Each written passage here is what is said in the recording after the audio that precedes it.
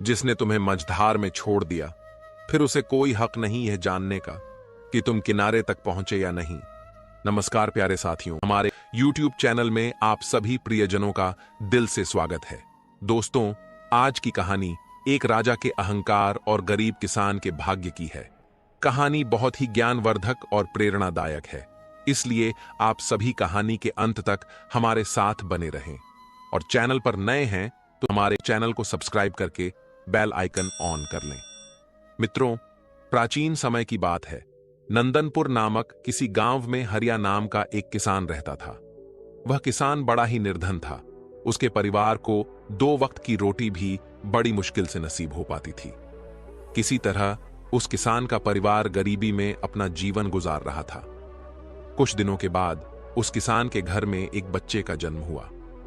जब किसान के घर में बच्चे ने जन्म लिया तो बच्चे को पाकर किसान और उसकी पत्नी बहुत प्रसन्न हुए। उनकी खुशी का कोई ठिकाना नहीं रहा, क्योंकि शादी के कई साल बाद उनके आंगन में बच्चे की किलकारी गूंजी थी। जब आसपास के लोगों को यह पता चला कि किसान के घर में बच्चे का जन्म हुआ है, तो आस पड़ोस के लोग और नाते रिश्तेदार किसान की पत्नी को बधाई देने के लिए उसके घर आने लगे। किसान हरिया के घर जश्न का माहौल था। खूब खुशियां मनाई जा रही थीं। तभी क्या होता है कि उस किसान के घर एक बड़े ही सिद्ध महात्मा भिक्षा मांगने के लिए आते हैं और द्वार पर खड़े होकर भिक्षा के लिए आवाज लगाने लगते हैं। किसान के घर में आज बड़ा ही खुशी का दिन था। इसीलिए उसने जब साधु महाराज को द्वार पर खड़ा हुआ देखा तो किसान अपने घर से बाहर आया और बाहर आकर उन साधु महाराज से बोला, हे महात्मा, आज आप बड़े ही शुभ अवसर पर मेरे घर पर पधारे हैं। कृपया आप घर के अंदर चलिए, कुछ जलपान ग्रहण कीजिए और मेरे पुत्र को आशीर्वाद दीजिए। बहुत दिनों के बाद मेरे घर में एक संतान ने जन्म लिया है। जब इस प्रकार से वह किसान उन साधु महाराज से बार बार विनती करता है तो महात्मा जी मना नहीं कर पाते हैं और किसान के घर के अंदर आ जाते हैं। दोनों पति पत्नी बड़े ही श्रद्धा भाव से महात्मा जी को भोजन कराते हैं और भोजन उपरांत वह किसान साधु महाराज से कहता है, हे गुरुदेव, यह मेरा पुत्र है। कृपया इसे ऐसा आशीर्वाद दीजिए जिससे कभी भी इसके जीवन में कोई दुख तकलीफ ना आने पाए। साधु महाराज जैसे ही उस बच्चे को आशीर्वाद देने के लिए अपना हाथ उठाते हैं तो साधु महाराज की दृष्टि उस शिशु के हाथ पर पड़ती है। बच्चे के हाथ पर एक चिन्ह देखकर साधु महाराज कुछ सोचने लगते हैं। किसान ने जब साधु महाराज को विचार मग्न देखा तो साधु महाराज से पूछा, हे प्रभु, क्या बात है? मेरे पुत्र को देखकर आप किस चिंता में पड़ गए?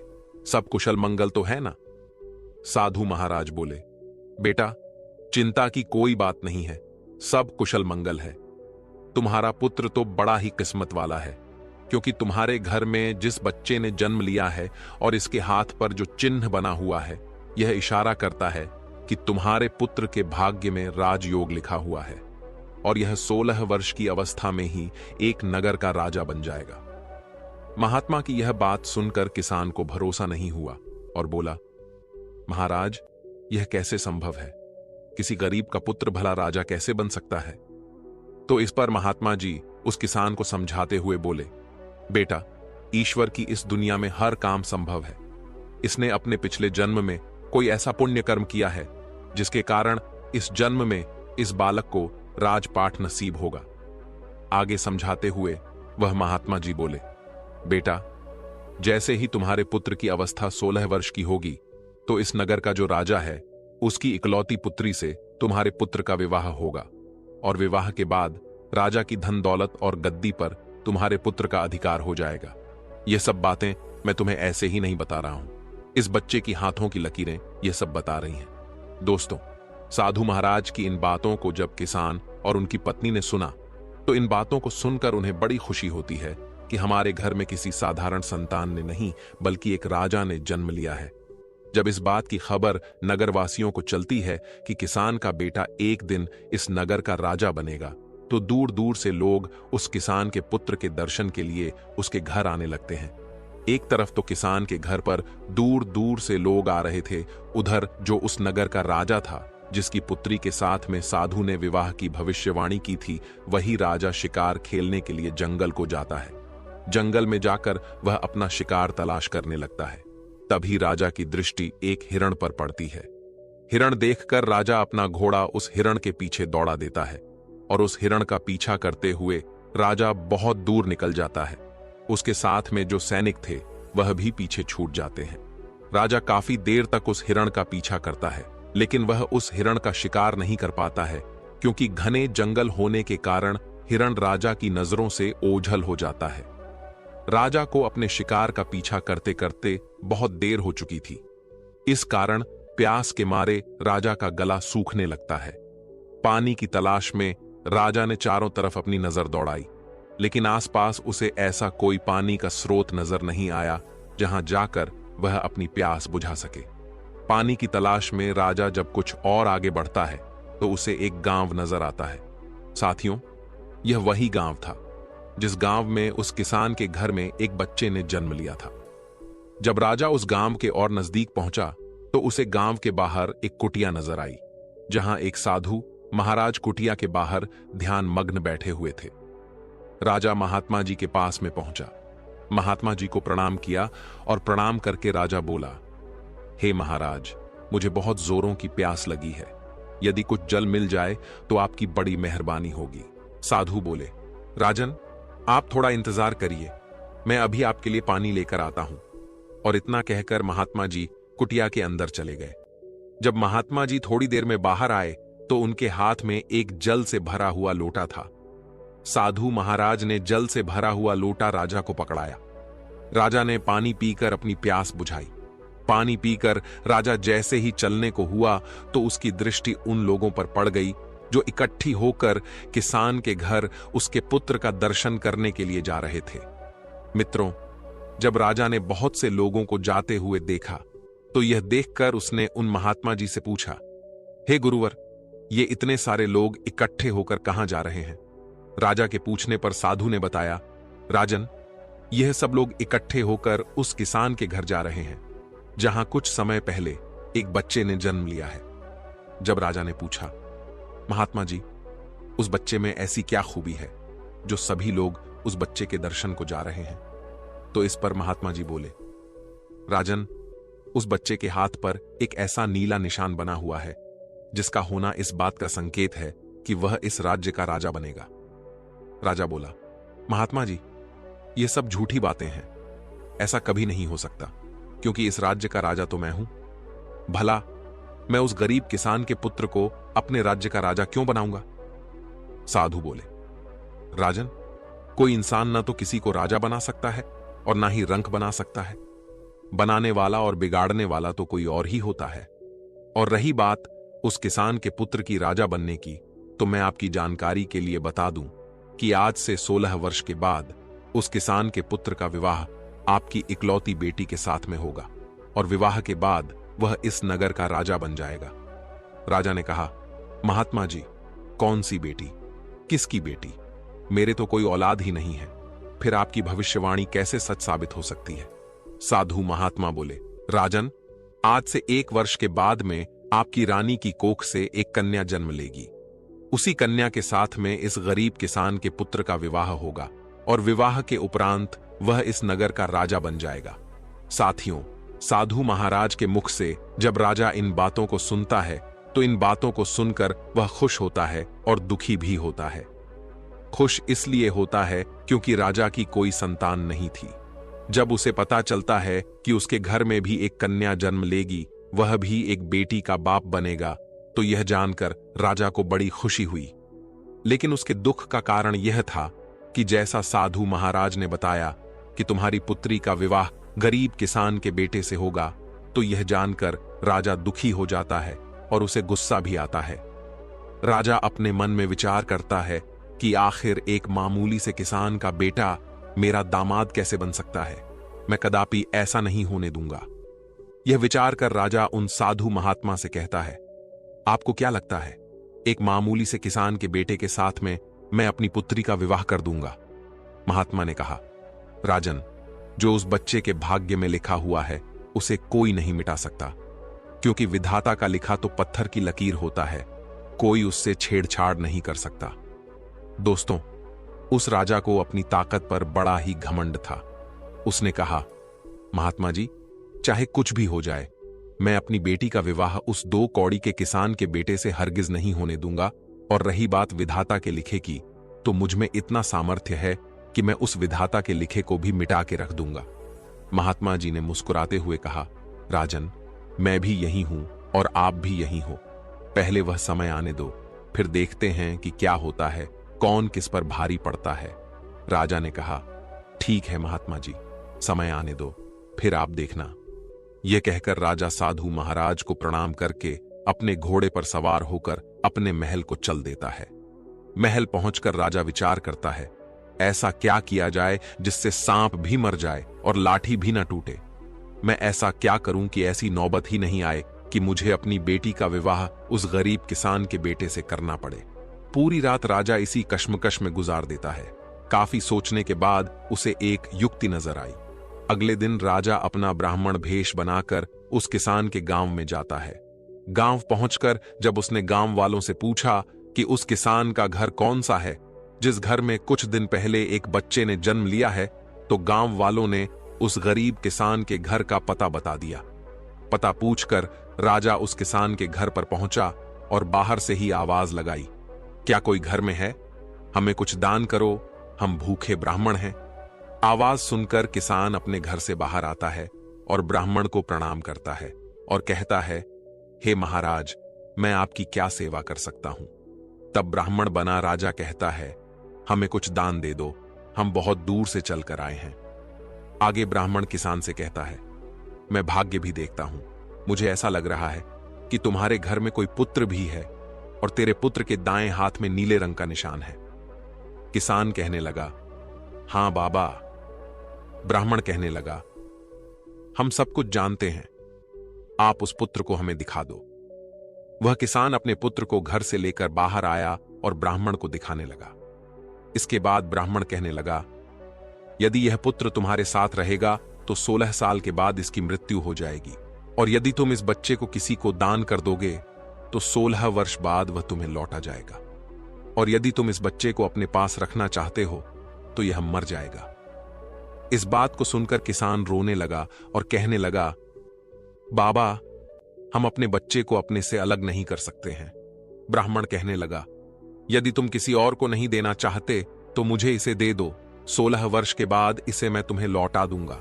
राजा आगे समझाते हुए बोला, भाई देखो, मैं आपका बच्चा आपसे हमेशा के लिए थोड़े ही मांग रहा हूं। मैं तो तब तक के लिए मांग रहा हूं जब तक वह 16 वर्ष का ना हो जाए, क्योंकि इसी में इस बच्चे का जीवन है। जब उसको 16 वर्ष पूरा हो जाए और इसकी विवाह योग्य उम्र हो जाए तो मैं तुमको तुम्हारा बच्चा वापस लौटा दूंगा, फिर आप अपने पुत्र के साथ सुखपूर्वक रहना। मित्रों, सीधा साधा किसान जब भेष बदले हुए राजा की इन बातों को सुनता है तो उसे राजा की बातों में सच्चाई नजर आती है और वह किसान बच्चा देने के लिए हां कर देता है। उस बेचारे को नहीं पता था कि यह ब्राह्मण के भेष में इस नगर का राजा है और उसकी इन बातों के पीछे कुछ और ही मंशा छुपी हुई है। किसान अपनी पत्नी के पास जाता है और अपनी पत्नी से कहता है, भाग्यवान, हमारे दरवाजे पर एक बड़े ही दयालु ब्राह्मण आए हैं और कहते हैं कि अगर यह बच्चा हमारे पास रहेगा तो 16 वर्ष के बाद उसकी मृत्यु हो जाएगी, इसीलिए वह हमारे बच्चे का पालन पोषण करना चाहते हैं। अपनी पति की इन बातों को सुनकर पहले तो उस किसान की पत्नी मना करती है, लेकिन किसान जब अपनी पत्नी को बताता है कि वह हमारा बच्चा हमेशा के लिए नहीं बल्कि कुछ सालों के लिए अपने घर रखना चाहते हैं, तो यह सुनकर किसान की पत्नी भी अपने बच्चे को ब्राह्मण को देने के लिए तैयार हो जाती है। दोनों पति पत्नी अपने कलेजे के टुकड़े को लेकर घर के बाहर आते हैं और ब्राह्मण बने हुए राजा को अपना बच्चा देते हुए कहते हैं, हे ब्राह्मण देव, हम अपना बच्चा तो आपको दे देंगे, लेकिन हमारी एक शर्त है। दोस्तों, जब ब्राह्मण बने राजा ने पूछा, क्या शर्त है? तो किसान की पत्नी बोली, जब मेरा बेटा 16 वर्ष का हो जाए तो तुम्हें हमारा बच्चा वापस करना होगा। यदि आपको हमारी यह शर्तें मंजूर हो तो ही हम तुम्हें अपना बच्चा दे सकते हैं। राजा ने कहा, मुझे तुम्हारी सभी शर्त मंजूर है, अब आप मुझे अपना बच्चा दे दीजिए। जब आपका बच्चा 16 वर्ष का हो जाएगा और उसकी विवाह योग्य उम्र हो जाएगी तो मैं तुम्हारा बेटा वापस कर जाऊंगा। अब आप विलंब ना करिए और अपना बच्चा मेरे हवाले कर दीजिए। मैं इस बच्चे का आपसे भी ज्यादा अच्छा ख्याल रखूंगा। इस प्रकार वह किसान दंपति अपने बच्चे के हित के खातिर अपने नवजात शिशु को ब्राह्मण बने हुए राजा के हवाले कर देते हैं और राजा खुशी खुशी उस बच्चे को लेकर आगे को चल देता है। राजा आज बहुत प्रसन्न था क्योंकि आज वह अपनी योजना में सफल हो रहा था। राजा बच्चे को लेकर के एक नदी किनारे पहुंचा। नदी किनारे पहुंचकर राजा ने सोचा, मैं इस बच्चे का गला दबाकर इसका काम तमाम कर देता हूं और मारने के बाद मैं इस बच्चे की लाश को नदी के जल में प्रवाहित कर दूंगा। लेकिन बच्चे का जब उसने मासूम चेहरा देखा तो उस बच्चे का चेहरा देखकर राजा का विचार बदल गया। वह मन ही मन सोचने लगा, तेरा क्या बघाड़ा है जो तू इसे मारना चाहता है? क्यों इस मासूम बालक की हत्या का पाप अपने सिर लेना चाहता है? इस पाप के लिए तो तुझे नरक में भी जगह नहीं मिलेगी। राजा जब अपनी अंतरात्मा की इस आवाज को सुनता है तो उसके हाथ कांपने लगते हैं। वह बच्चे की हत्या नहीं कर पाता है। फिर सोचता है, ऐसा क्या करूं जिससे मेरे हाथों इस बच्चे की हत्या भी ना हो और भाग्य का लिखा भी मिट जाए। काफी सोच विचार कर राजा इस निर्णय पर पहुंचा कि मैं इस बच्चे को एक लकड़ी के बक्से में बंद करके जिंदा ही जल में बहा देता हूं, जिससे मैं बाल हत्या के पाप से भी बच जाऊंगा और इसके साथ में मेरी बेटी की शादी भी नहीं होगी।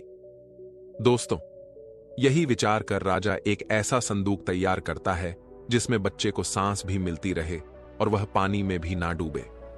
संदूक तैयार होने के बाद राजा उस किसान के बेटे को लकड़ी के संदूक में रखता है और उस संदूक को नदी के बहते हुए जल में प्रवाहित कर देता है। यह सब करने के बाद राजा अपने महल को चल देता है।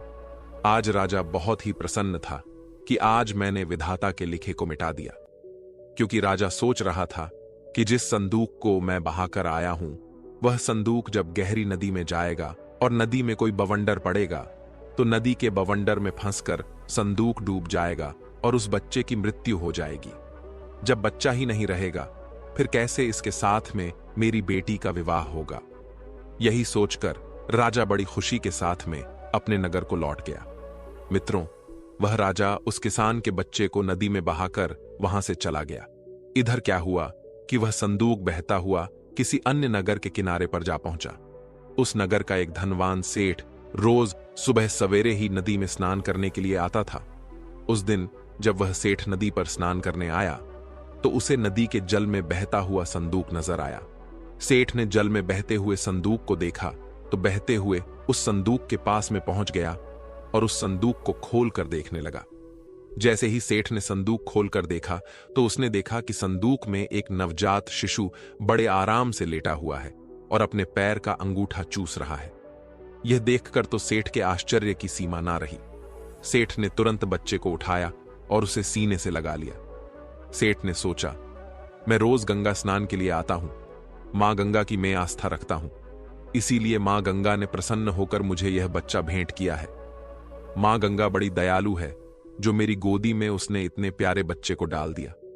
सेठ ने मां गंगा को प्रणाम किया और उस बच्चे को लेकर अपने घर अपनी पत्नी के पास में पहुंच गया। जब सेठ की पत्नी ने उस बच्चे के बारे में पूछा कि यह किसका बच्चा है तो सेठ ने सारा घटनाक्रम अपनी पत्नी को बता दिया और बोला, अरे भाग्यवान, मां गंगा ने हमारी पुकार सुन ली, उसने हम निसंतान के घर में यह बच्चा भेजा है। सेठ की पत्नी ने हाथ जोड़कर मन ही मन मां गंगा को धन्यवाद दिया और मां गंगा का धन्यवाद देकर शेठानी ने वह बच्चा सेठ के हाथों से अपने हाथों में ले लिया और उस बच्चे को लेकर दुलार करने लगी।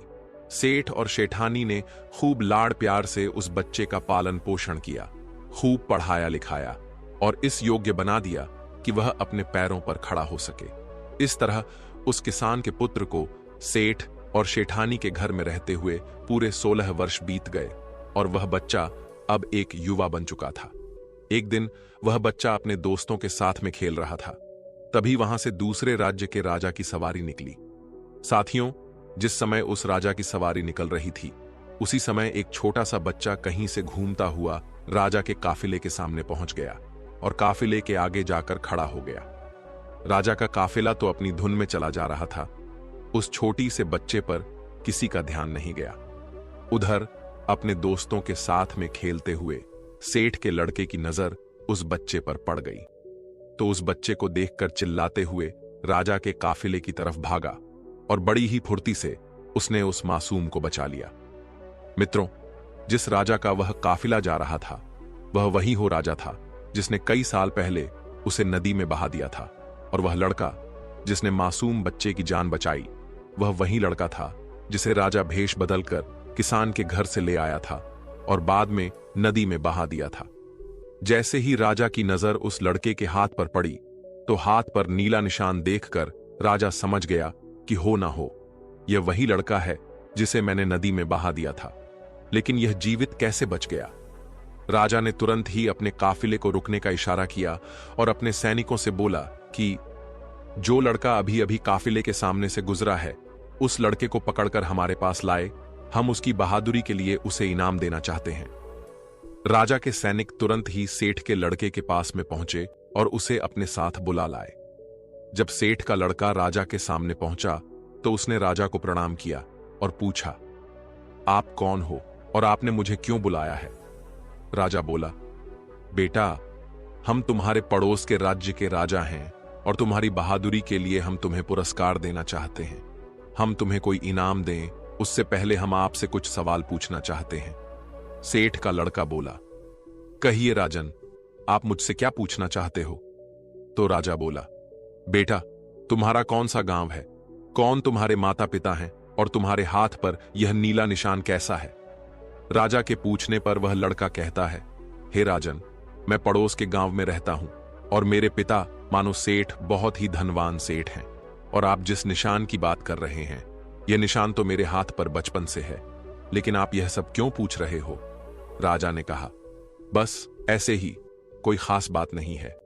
फिर राजा उस लड़के से बोला, हम आपके माता पिता से मिलना चाहते हैं, क्या तुम हमें अपने माता पिता से मिलवाने के लिए अपने साथ ले चलोगे।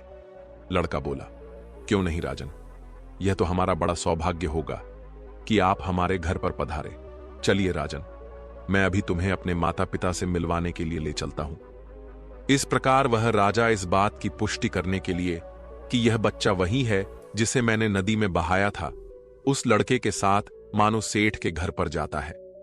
सेठ जी जब अपने पुत्र के साथ में किसी राजा को आता हुआ देखते हैं तो सोचने लगते हैं कि ऐसा क्या हो गया जो किसी दूसरे राज्य का राजा मुझसे मिलने के लिए मेरे घर आ रहा है। जब राजा सेठ जी के पास में पहुंच गया तो सेठ जी ने राजा से पूछा, महाराज, आप किस नगर के राजा हैं और किस प्रयोजन से आप मेरे द्वार पर पधारे हैं। राजा कहता है, सेठ जी, मैं आपके पड़ोस के राज्य का राजा हूं और मैं आपके घर आपको बधाई देने के लिए आया हूं। जब सेठ ने पूछा, किस बात की बधाई, तो राजा बोला, सेठ जी, आपका बेटा बड़ा ही बहादुर है, आज इसने अपनी बहादुरी से एक मासूम बच्चे की जान बचाई है। सेठ जब राजा के मुख से अपने पुत्र की प्रशंसा सुनता है तो उसका सीना चौड़ा हो जाता है। सेठ राजा से कहता है, हां महाराज, मेरा बेटा तो बचपन से ही बहादुर है और जब से यह हमें मिला है तब से हमारे घर में बरकत ही बरकत है। राजा ने कहा कि आपको मिला है, मैं समझा नहीं आपके कहने का क्या मतलब है। सेठ कहने लगा कि महाराज, अब आपसे क्या छुपाना, यह मेरा असली बेटा नहीं है, यह तो मुझे नदी किनारे एक संदूक में पड़ा हुआ मिला था। दोस्तों, राजा को जब यह पता चलता है कि यह वही लड़का है जिसे कुछ साल पहले उसने नदी में बहा दिया था तो यह सुनकर राजा चिंता में पड़ जाता है। कुछ देर सोचने के बाद राजा उस सेठ से कहता है, सेठ जी, मैं आपके पुत्र की बहादुरी का कायल हूं और मुझे अपनी बेटी की सुरक्षा के लिए ऐसे ही बहादुर लड़कों की आवश्यकता है। यदि आप आज्ञा दें तो मैं आपके लड़के को अपने यहां नौकरी पर रखना चाहता हूं। सेठ ने कहा, राजन, यह तो बड़ी ही अच्छी बात है कि मेरा बेटा आप जैसे राजा के यहां नौकरी करेगा, मैं इसके लिए सहमत हूं। सेठ की सहमति मिलने के बाद राजा एक चिट्ठी लिखता है। चिट्ठी लिखने के बाद राजा उस चिट्ठी को एक लिफाफे में बंद करता है, उस पर अपनी मोहर लगाता है। यह सब करने के बाद राजा सेठ के लड़के से कहता है, बेटे, मैं तो अभी किसी काम से दूसरे राज्य को जा रहा हूं, तुम इस चिट्ठी को लेकर मेरे राज्य चले जाओ और इस चिट्ठी को महारानी को पकड़ाना। चिट्ठी पढ़ते ही महारानी तुम्हें नौकरी दे देगी। साथियों, इधर तो राजा अपने काफिले को अपने साथ में लेकर आगे बढ़ जाता है, उधर सेठ का लड़का राजा के नगर को चल देता है। चलते चलते सेठ का लड़का एक घने जंगल में पहुंचा। जंगल में पहुंचकर वह लड़का मार्ग भटक गया और मार्ग भटक कर वह दूसरी दिशा में बढ़ गया। जिस मार्ग पर वह आगे बढ़ रहा था वह रास्ता डाकुओं के अड्डे पर जाता था और इस प्रकार वह चलते चलते डाकुओं के अड्डे पर पहुंच गया। वहां पहुंचकर उसकी नजर एक झोपड़ी के ऊपर पड़ी। झोपड़ी को देखकर सेठ के लड़के ने अपने मन में विचार किया कि क्यों न आज की रात इस झोपड़ी में ही ठहर कर बिताई जाए। यह विचार कर सेठ के लड़के ने झोपड़ी की तरफ अपने कदम बढ़ा दिए। दोस्तों, जैसे ही वह लड़का उस झोपड़ी के अंदर पहुंचा और जैसे ही उसने झोपड़ी के अंदर को झांका तो अंदर का नजारा देखकर वह हैरान रह गया, क्योंकि जो झोपड़ी बाहर से टूटी फूटी नजर आ रही थी, उस झोपड़ी के अंदर नीचे जाने के लिए सीढ़ियां बनी हुई थी और उन सीढ़ियों का दूसरा सिरा एक आलीशान महल तक जाता था। दोस्तों, जैसे ही लड़का सीढ़ियां उतरकर नीचे महल में पहुंचा तो उसने देखा कि एक बूढ़ी महिला खाना बना रही है। जब उस बुढ़िया की नजर उस लड़के पर पड़ी तो लड़के को देखकर वह बुढ़िया बोली, बेटा, तुम कौन हो, कहां से आए हो और बिना इजाजत तुम अंदर कैसे प्रवेश कर गए? सेठ के लड़के ने सारा घटनाक्रम उस बुढ़िया को बताया और कहा, मैया, मैं रास्ता भटक कर आपके पास आ गया हूं। यदि आप मुझे एक रात ठहरने की इजाजत दे दें तो आपकी बड़ी मेहरबानी होगी और मैं वचन देता हूं कि प्रातः होते ही मैं यहां से चला जाऊंगा। सेठ के लड़के की इन बातों को सुनकर वह बुढ़िया बोली, बेटा, तुम्हारे यहां रुकने में मुझे तो कोई आपत्ति नहीं है, लेकिन तुम नहीं जानते हो जिस जगह पर तुम अभी खड़े हो यह जगह डाकुओं का अड्डा है। यदि उन्हें पता चल गया कि कोई अनजान व्यक्ति हमारे अड्डे पर आया है तो वह तुम्हें जिंदा नहीं छोड़ेंगे। सेठ का लड़का बोला, मैया, रात बहुत हो गई है और आगे जंगल का रास्ता है। इतनी रात में मैं कहां जाऊंगा, कहां रहूंगा? मुझे तो रास्ते का भी ज्ञान नहीं है। मैं रास्ता भटक चुका हूं। अगर बाहर गया तो जंगली जानवर मुझे मारकर अपने मुंह का निवाला बना लेंगे। अब ऐसी स्थिति में मैया, आप ही मुझे कोई रास्ता दिखाइए जिससे मेरे प्राण बच जाए। दोस्तों, सेठ के लड़के की इन बातों को सुनकर उस बुढ़िया को उस लड़के पर दया आ गई। उसने रात गुजारने की इजाजत दे दी। कुछ समय के बाद डाकू अपने अड्डे पर वापस आते हैं। जैसे ही उनकी नजर घर के कोने में सोए हुए सेठ के उस लड़के पर पड़ती है तो वे उस बुढ़िया से पूछते हैं, अम्मा जी, यह लड़का कौन है और यह हमारे अड्डे पर क्या कर रहा है? डाकुओं के पूछने पर वह बुढ़िया कहती है, बेटा, यह बहुत ही नेक दिल बच्चा है और यह नौकरी की तलाश में राजा का पैगाम लेकर राजमहल को जा रहा है। इससे तुम्हें कोई भी खतरा नहीं है। बेचारा मार्ग भटक गया है और यहां आ पहुंचा। डाकू बोले, अम्मा, तू भी कितनी भोली है, किसी को भी पनाह देती है। किसी ने यदि हमारे बारे में दुष्ट राजा को बता दिया तो राजा हमारा जीना दुश्वार कर देगा। तभी दूसरा डाकू बोला, रुको, मैं अभी इस लड़के की तलाशी लेता हूं, कहीं यह राजा का गुप्तचर तो नहीं है। और ऐसा कहकर वह सोते हुए सेठ के लड़के की तलाशी लेने लगता है। जब डाकू सेठ के लड़के की तलाशी लेता है तो उसे सेठ के लड़के की जेब से राजा का लिखा हुआ पैगाम मिलता है जिस पर राज्य की मोहर लगी हुई थी। बड़ी सावधानी से वह डाकू लड़के की जेब से चिट्ठी का लिफाफा निकालता है और चिट्ठी को लिफाफे से बाहर निकालकर पढ़ने लगता है। चिट्ठी पढ़कर डाकू कहता है, छी छी, हमारे राज्य का राजा कितना घटिया राजा है। जब बुढ़िया पूछती है, बेटा, ऐसा इस चिट्ठी में क्या लिखा हुआ है जिसे पढ़कर तुम अपने ही नगर के राजा को घटिया राजा बोल रहे हो? तो डाकू उस महिला से कहता है, अम्मा, चिट्ठी में लिखा है कि रानी, जैसे ही यह लड़का तुम्हारे पास पहुंचे और जैसे ही तुम इस चिट्ठी को पढ़ो तो चिट्ठी पढ़ते ही इस लड़के को मारकर कहीं दूर फेंक देना और यह काम मेरे आने से पहले हो जाना चाहिए। मैं इसे क्यों मरवाना चाहता हूं और मैंने क्यों नहीं मारा, इन सवालों का जवाब मैं नगर आकर तुम्हें दे दूंगा। दोस्तों, डाकू के मुख से चिट्ठी में लिखी हुई बातों को जब बुढ़िया ने सुनी तो वह कहने लगी, बड़ा ही दुष्ट राजा है, जिसके हाथों से चिट्ठी भिजवा रहा है उसी को मरवाने का आदेश भी दे रहा है। यह सुनकर उस बुढ़िया ने अपने मन में विचार किया कि मुझे इस मासूम को किसी भी तरह कोई भी उपाय करके बचाना चाहिए। उसने डाकुओं से कहा, तुम इस चिट्ठी को बदल दो। इस चिट्ठी के स्थान पर एक दूसरी चिट्ठी तैयार करो और उसमें लिखो कि रानी, मैं जिस लड़के को तुम्हारे पास भेज रहा हूं यह बड़ा ही नेक लड़का है और मैंने यह लड़का अपनी पुत्री के विवाह के लिए चुना है। इसीलिए रानी, जैसे ही यह लड़का तुम्हारे पास आए तो तुम राजकुमारी का विवाह इस लड़के से कर देना। और ध्यान रखना, यह काम मेरे नगर वापसी से पहले हो जाना चाहिए। मुझे यह लड़का क्यों पसंद है, क्यों मैं अपनी बेटी का विवाह इस लड़के से करना चाहता हूं, इन सवालों के जवाब मैं तुम्हें नगर वापस आकर दूंगा। तुम्हारा प्रिय राजा। साथियों, यह लिखकर डाकू ने उस चिट्ठी को लिफाफे के अंदर डाला और बड़ी सावधानी के साथ पुनः उस लड़के की जेब में रख दिया। इसके बाद डाकुओं ने खाना पीना खाया और चोरी करने के लिए अपने अड्डे से बाहर निकल गए। उधर अगला दिन हुआ तो बूढ़ी माता ने सेठ के लड़के को उठाया और कहा, बेटा, सुबह हो गई है, अब तुम जहां जाना चाहते हो वहां जा सकते हो। सेठ के लड़के ने उठकर बूढ़ी माता को प्रणाम किया, राजमहल का मार्ग पूछा और बूढ़ी माता से विदा लेकर अपनी मंजिल की तरफ बढ़ गया। कुछ समय पश्चात सेठ का लड़का रानी के सामने राजा के महल में था। सेठ के लड़के ने महारानी से कहा, रानी साहिबा, महाराज ने आपके नाम यह पैगाम भेजा है, आप इस चिट्ठी को पढ़ लीजिए और बताएं मुझे क्या करना है। दोस्तों, महारानी ने लिफाफे में रखी चिट्ठी निकाली और पढ़ने कही। चिट्ठी में लिखा हुआ था कि यह लड़का बड़ा ही नेक दिल है, बड़ा ही बुद्धिमान और ज्ञानी है। यह राजकुमारी से विवाह करने के योग्य है, इसीलिए मेरे आने से पहले ही तुम इसका विवाह राजकुमारी से करवा देना।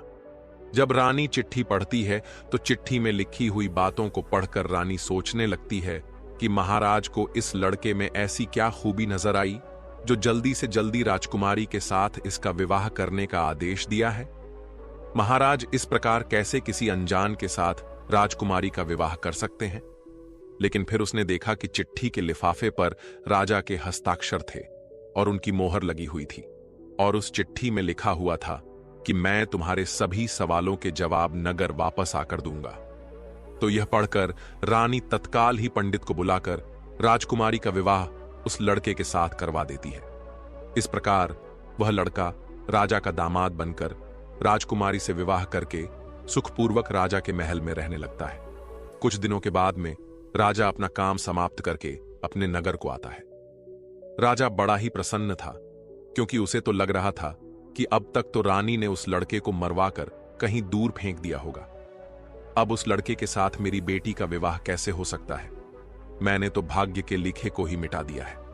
लेकिन साथियों, जैसे ही राजा अपने महल में पहुंचता है और उस गरीब किसान के बेटे को अपनी राज्य गद्दी पर बैठा हुआ देखता है तो उसके आश्चर्य की सीमा नहीं रहती है, क्योंकि जिस लड़के को राजा ने रानी के पास इसलिए भेजा था कि रानी इसका कत्ल करा देगी, लेकिन यहां तो सब उल्टा ही हो गया। जब उसे यह पता चलता है कि मेरी पुत्री का विवाह उसी व्यक्ति के साथ हो गया है जिसकी भविष्यवाणी साधु महाराज ने की थी, तो यह जानकर राजा क्रोध में भर जाता है। उसे अपनी पत्नी पर बहुत गुस्सा आता है कि रानी ने मेरी आज्ञा का पालन क्यों नहीं किया। उसने महारानी से पूछा, मैंने जब तुम्हें इस लड़के को मारने का आदेश दिया था, फिर तुमने इसके साथ राजकुमारी का विवाह क्यों कर दिया? राजा की इन बातों को सुनकर रानी कहती है, महाराज, मैंने तो वही किया है जैसा आपने आदेश दिया था, इसमें मेरी क्या गलती है? राजा ने महारानी को चिट्ठी दिखाने का आदेश दिया। महारानी चिट्ठी लेकर बाहर आई। राजा ने जब लिफाफा खोला और उस चिट्ठी में लिखी हुई बातों को पढ़ा तो देखा कि उसमें तो कुछ और ही लिखा हुआ था।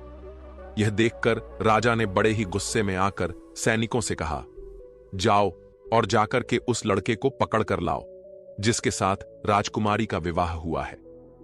सैनिकों ने तुरंत ही राजा की आज्ञा का पालन किया और उस किसान के बेटे को पकड़कर राजा के सामने ले आए। राजा ने गुस्से में उस लड़के से कहा, तुम्हारी हिम्मत कैसे बढ़ गई मेरी पुत्री से विवाह करने की? तुमने मुझे बहुत बड़ा धोखा दिया है और मेरे राज्य में धोखे की सजा केवल और केवल मौत होती है। अब तुम मरने के लिए तैयार हो जाओ। मैं तुम्हें अपना दामाद किसी भी कीमत पर स्वीकार नहीं कर सकता। तुम एक गरीब किसान के बेटे हो और गरीब ही रहोगे। मैं भी देखता हूं कि तुम किस प्रकार इस नगर का राजा बनते हो। मित्रों, राजा की इन बातों को सुनकर वह लड़का बोला, महाराज, आप यह क्या कह रहे हो? मैंने आपको क्या धोखा दिया है और आप बार बार किस किसान की बात कर रहे हो? जबकि आपको भी पता है कि मैं किसान का बेटा नहीं बल्कि एक सेठ का बेटा हूं। राजा ने कहा, तुम मुझे अपनी बातों में उलझाकर बेवकूफ बनाना चाहते हो, लेकिन अब मैं तुम्हारी किसी बात में नहीं आऊंगा।